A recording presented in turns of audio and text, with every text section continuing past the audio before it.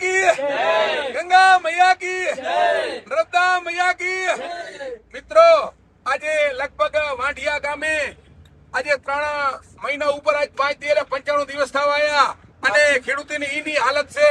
આજે લગભગ 2 ગાડી ખાલી ખેડૂત ત્યાં પહોંચ્યા, એની વાતચીત કરવાનું તો બાકી રહ્યો, પણ હું પહોંચ્યા પહેલા પોલીસ વાળે ખેડૂતોને ખણી અને લગભગ સમજી લેજો અટાણે 2:15 વાગ્યાનો સમય અને ખેડૂતને ડાયરેક્ટ ધરપકડ કરી અને અંદર પૂરી દીધા છે।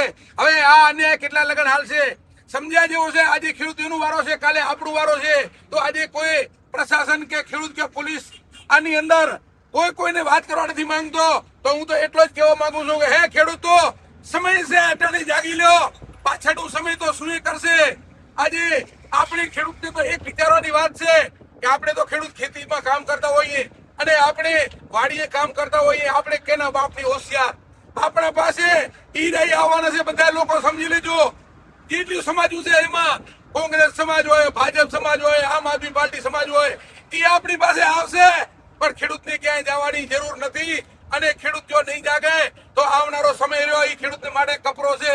તો આજે આટલો સમય થયો, આજે 27 તારીખ 2011, આપણે 11મો મહિનો અને 2025 ની સાલ છે।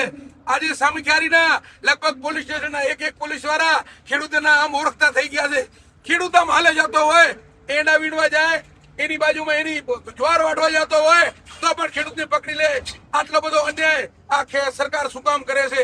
અને પોલીસ વાળાને કહીએ છીએ કે 3 ટાંગા તમે રોટલા ખાતા હશો, તો આ વિચારી લ્યો, ખેડૂતને આવડો બધો અન્યાય ન કરાવો અને ખેડૂતને હેરાન ન કરો। જો ખેડૂતને હેરાન કરશો, આવનારો સમય તમને માફ નહીં કરે। બાપ મારા ખેડૂતને તમે શાંતિથી ખેતીમાં કામ કરવા દો, શાંતિથી ખેડૂતને રહેવા દો। ખેડૂત માંગે છે તો પૂરી એની વળતર માંગે છે।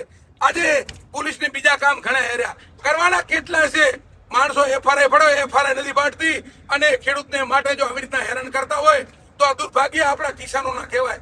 મિત્રો કિસાનો સમજી લેજો, આજ એમનો વારો છે, કાલ આપણો વારો છે।